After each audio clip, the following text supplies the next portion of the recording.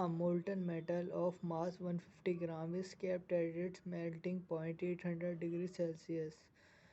When it is allowed to freeze at a same temperature, it gives out 75,000 joule of heat energy.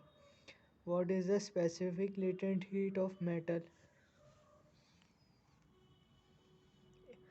If the specific heat capacity of metal is 200 joule per kilogram per Kelvin, how much additional heat energy will the metal give out in cooling to minus 50 degrees Celsius?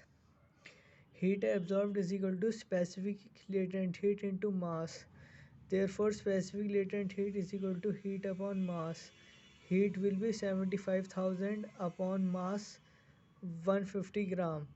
Answer will be 500 joule per gram. इस question में हमें specific latent heat निकालनी थी. Heat absorbed और मास दिया हुआ था. हमने हीट एब्जॉर्ब्ड को मास से डिवाइड किया तो स्पेसिफिक लेटेंट हीट आ गई. सेकंड क्वेश्चन में हमें मेटल 800 डिग्री सेल्सियस से -50 डिग्री सेल्सियस को पहुंचाने में जो हीट इवॉल्व होगी वो निकालनी है. तो हीट एनर्जी का फॉर्मूला होता है mc थीटा, यानी कि mass into specific heat capacity into change in temperature. Mass 150 gram है, यानी कि 0.15 kilogram into 200 joule per kilogram per kelvin. और चेंज इन टेम्परेचर होगा 800 -50 जो कि होगा 850. इसका आंसर होगा 25,500 जूल. अब question number 4. A refrigerator converts 100 gram of water at 20 degree Celsius to ice at 10 degree Celsius in 73.5 minutes. Calculate the average rate of heat extraction in watt. The specific heat capacity of water is 4.2 joule per gram per Kelvin. Specific latent heat of ice is 336 joule per gram. And specific heat capacity of ice is 2.1 joule per gram. इस question में हमें सभी कुछ दिया हुआ है. Change in temperature, mass, time, specific heat capacity, specific latent heat of ice, specific heat capacity of ice. बस हमें सही जगह वैल्यू को पुट करना है.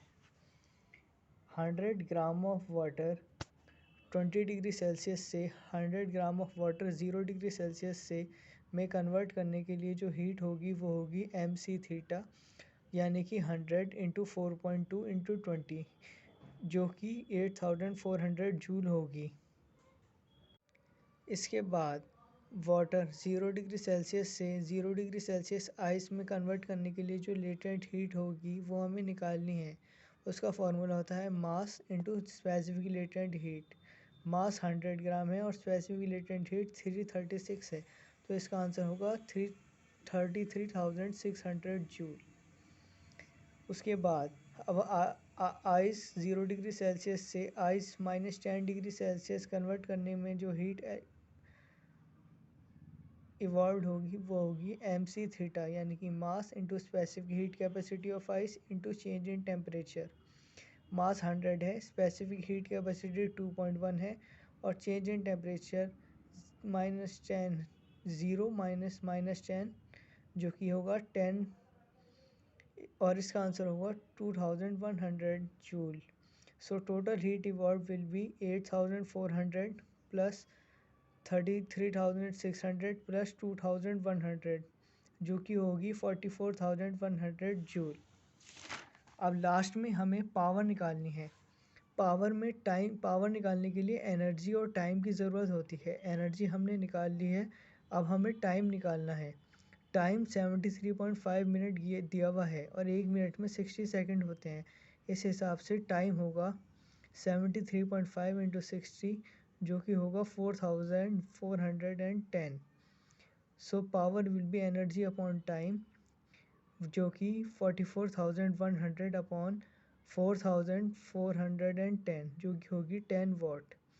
जो क्वेश्चन आपको इस चैप्टर में समझ में नहीं आ रहे कमेंट बॉक्स में लिख दीजिए, मैं उनका सॉल्यूशन भेज दूंगा. Thank you.